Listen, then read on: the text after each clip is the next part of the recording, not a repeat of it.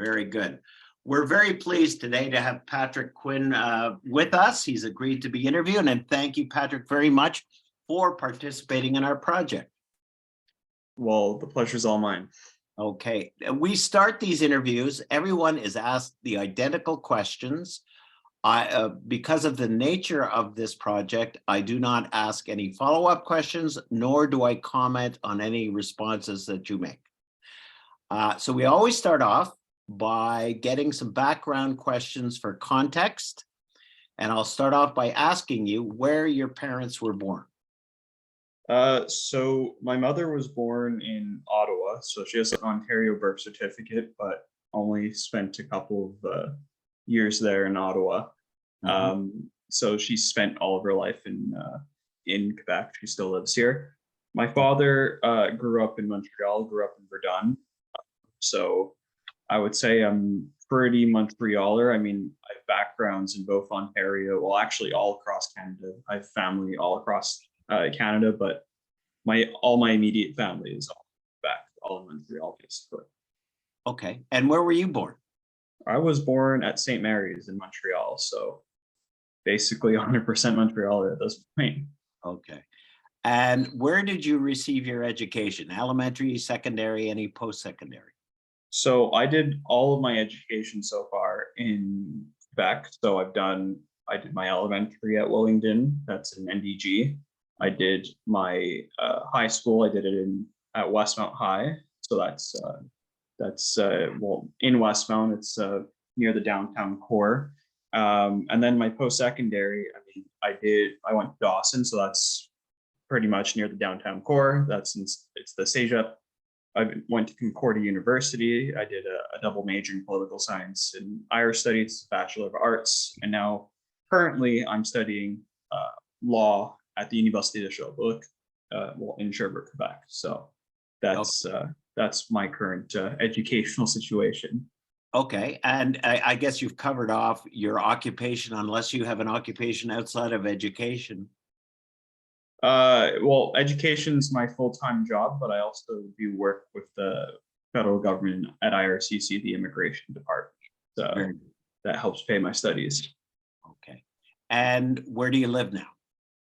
Where do I live? Well, I split my time between Beausoleil, where my mother lives, and I split my time at Sherbrooke, well, in Sherbrooke, because I kind of have to be kind of close by to go to school there. So I'm currently in Sherbrooke right now. Okay, very good. Now we're going to get what I like to call the meat of the matter here. And these are questions concerning your experience living in Quebec today. And we'll start out by asking you, what in your mind is the best thing about living in Quebec today? That's it could go a million different ways. I think Quebec is a great province. I just want to say that. I actually, in the global sense, have no issue with Quebec. Just living here, I think it's a great place. I really love the fact that, yeah, I would say that I think what it comes down to me is the easygoingness and the social progress and the social, like, how socially progressive this place is. For the most part, I think there are some aspects that aren't socially progressive, but I digress. I would say that the fusion of cultures, especially in Montreal, has been something very wonderful to see. And I've had, like, on an individual level, I've only had positive experiences living in Quebec with different communities, no matter being a French speaker, English speaker, being Black, being a Muslim, being a Jewish. I've really had a great experience, great interactions with everyone. And I think Quebec's just been it's not just been a mosaic, but it's also been a melting pot of different experiences, different cultures. And it's just, and I think that the social fabric of Quebec's really made that possible. So point being is that I think it's a socially progressive place. And that's what I think one of the greatest things about, that's one of the greatest things about Quebec. Okay. Now, the next question, a lot of people have trouble with. Certainly, if I was posed this question, I would. But I'm going to ask you to respond as the question is posed. but you're free to elaborate on your response in any way you see fit or as much as you want. I'd like you to describe your relationship to Quebec in a single word. I would say the word, I feel like there's a better word for this, but it's just, I'm going to describe it in this one word. I think it's rocky because on one end for me, I love this place in the sense that it just, I've met so many great people, even just going to University of Dublin right now. I have my own posse of friends. They're all francophones. And actually everybody in my class, I'm not saying they're all my friends, but I would say that I'm on great terms. They all know I'm an English speaker. I'm somebody who has mother tongue English, and sometimes I struggle in French, not as much as other people, but I come off as not a mother tongue francophone. But I would say that this is one aspect of it. It's just the fact, like as I've elaborated before. But I would also say that the other aspect is just there's the darker side to Quebec in the sense that Quebec is on one end very socially progressive, but then it's totally backwards on a number of issues that really have to deal with people who are not of the part of the francophone majority in some aspect. And sometimes it just makes me wonder, for me, when I leave, when I finish law school, when I get into the bar, I could just go to Ontario, I could go to New Brunswick, I could go anywhere in the rest of Canada. I am very bilingual. I'm very employable, and I could be making much more money and not have to deal with any of the of what goes on in this province. But it's hard to do because you really just want to get along with everybody, and you just want to you want to stay in the place that you really love. So I would say it's rocky. On one hand, I love it, but on one hand, I just find it can be a pain to live here sometimes. So that's my take on everything. Okay. Now, where do you feel most at home in Quebec? For example, in communities based on language, culture, profession, or geographic location? My response to that is none of them. It's anywhere for me. So far, I've had no issue living anywhere. I would say for me, though, this is just on a personal preference level. I really like cities. I like walkable cities. I really do not like suburbs. So right now I live in Beauvais, but I really appreciate places you can easily get around and not have to depend on a car. That's just probably because I grew up in NDG, and just being from Montreal is just so used to that and so lucky for that. But in a general sense, anywhere I feel most at home, but on a personal get things done in every day and just appreciate is a walkable living city. So that just, yeah. Okay. Now, the next question is a two-parter. And the second part, people ask me, well, what do you mean by official definition? I get that a lot. And I'm going to tell you what we're driving at.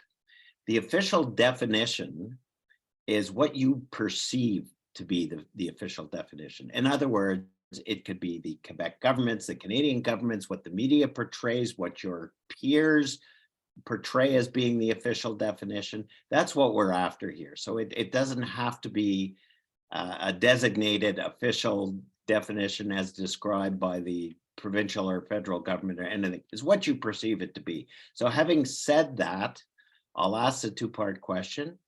How would you define a Quebecer? And do you think the official definition in Quebec includes you? I would say this just goes back to what René Lévesque said once, which is, what is a Quebecer? It's somebody who lives here and pays taxes. That's my take on it. I fundamentally agree with them on that. And it's how I view things, is if you're living in this place and you pay taxes and you want to be part of society, you're one of them. Well, you're one of us.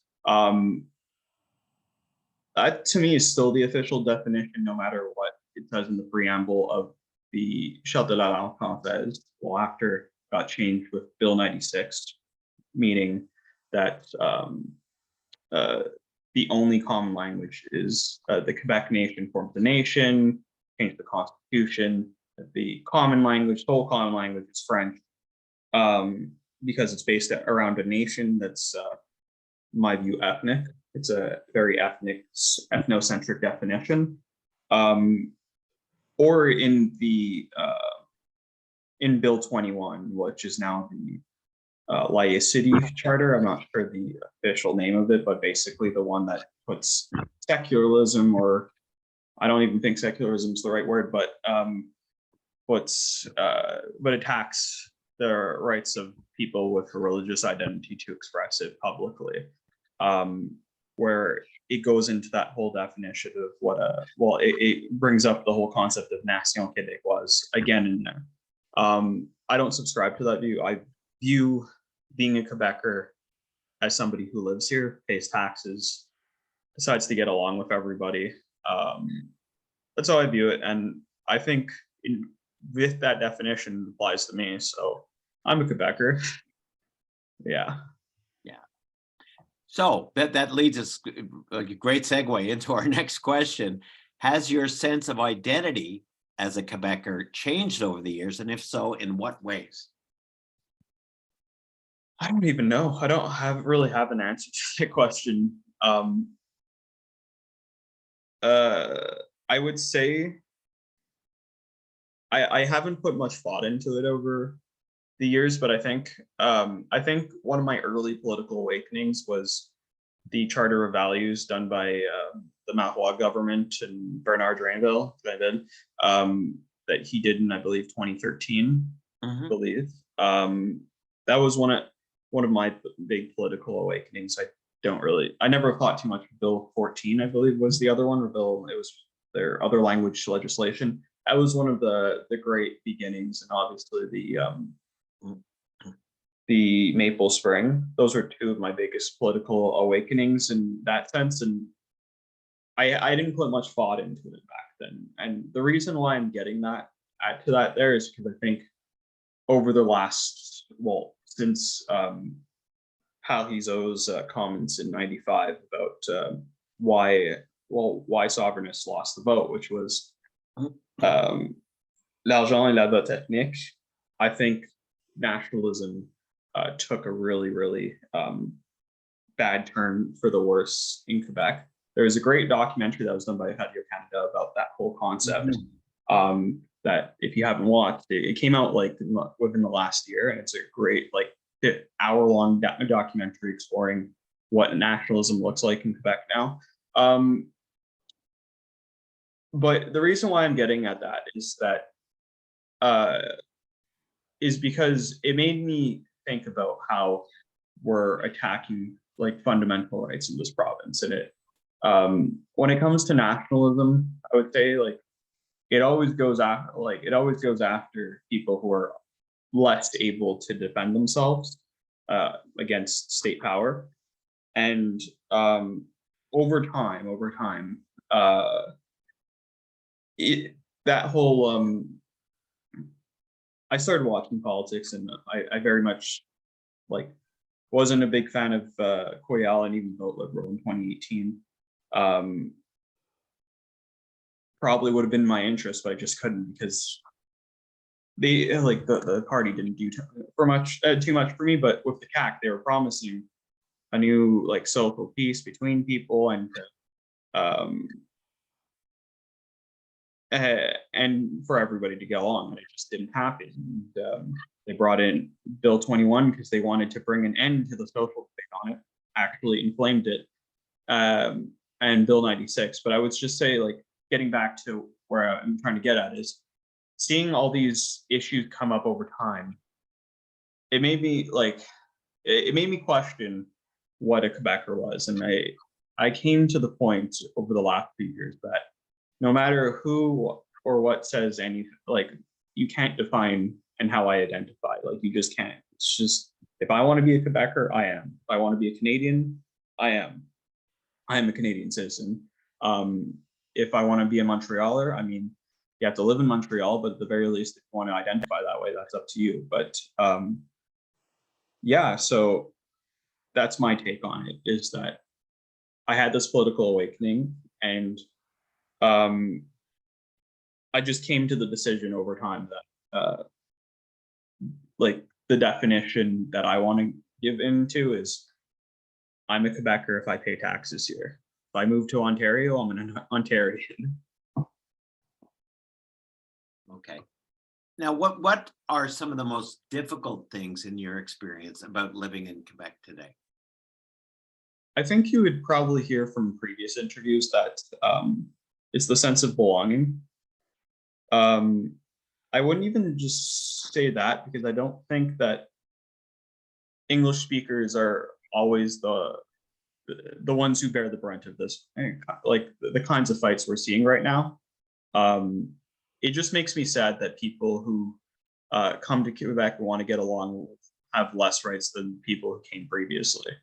And I think that's really difficult to see. I don't think in the long run I would be affected like on a personal level, but what does preoccupy me is the state of our political institutions, our educational institutions, their health institutions over the long run, and that's a difficult thing to think about. Yeah, I could get into sense of belonging, but I think it's just I think I'm at that point where if I want to belong here, I belong here. So that's not going to give that kind of answer. So yeah. Okay. Now, the next question, as written, I've actually parsed, and I apologize for not sending you a more recent version. I parsed it to be fair. So I'm going to rephrase it versus what you have in writing in front of you. I'm going to say, in recent years, some members of Quebec's Francophone majority have identified a number of linguistic and cultural threats. Which of these concerns do you share and support, and which of these concerns make you feel excluded or targeted? What do I share in support of this? You're giving me a hardball here that I haven't thought too much about. Okay, on one end, what I really do not like about this is it does make me concerned about the long-term longevity of not just the English speaking minority, but also just the minorities who are of religious expression in this whole province. That makes me deeply concerned. I don't feel targeted or excluded, to say the least. I think that where I come from, where I live, I think that it will be very difficult for institutions like the MEHC, the General Hospital, a lot of our Concordia, McGill, a lot of our schools. I don't think it'll be easy to get rid of those things, just because of how concentrated the English-speaking community is over there. But I'm very concerned over what happens with English speakers outside of the region, Montreal region. Yeah. What do I share and support? I mean, I can like the one thing that I think is definitely fair, and I don't know how to fix it, is the fact that the internet is very Anglo-centric in some way. Well, at least like that I share and support, but I don't know how you fix that, in the sense that I don't know, like, obviously you want to ensure that the French language stays predominant, whatever. In the long run, right? I'm not saying from 5-10 years from now, I'm saying in the next 30-40 years.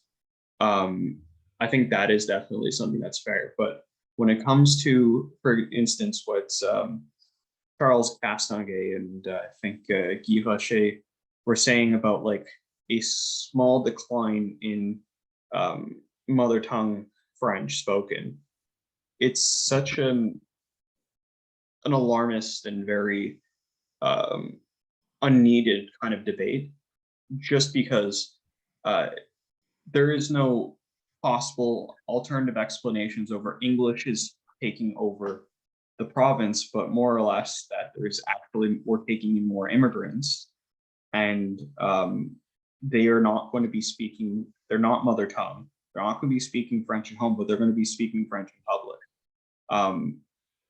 So it just, it really comes down to the sense that I really think that this is becoming way more ethnic, in the sense that you're attacking mother tongue and language most spoken at home. Like, it's basically a coded word for these immigrants aren't one of us. We need to do something about that. So we need to tighten the screws and make more things like affairs between private individuals to have to be done in French. So it's just so that's kind of my take on all this. Okay. And what is the biggest problem in your mind facing Quebec today, and how do you feel it could be resolved? What is the biggest problem facing Quebec? I think this is a pan-Canadian problem. It's not just Quebec, but it's the fact that we don't have leaders that are willing to take a stand for what they believe in. I really don't see that in our current political leadership. I see it more or less in Quebec than actually in the rest of Canada. I'm just saying that in people I don't agree with. That's kind of how I see it, but it's not good for the like, there needs to be a pendulum that is balanced, in the sense that one side is very principled, but has a set of core beliefs, and the other just isn't willing to express that and stand for it, then there's going to be problems.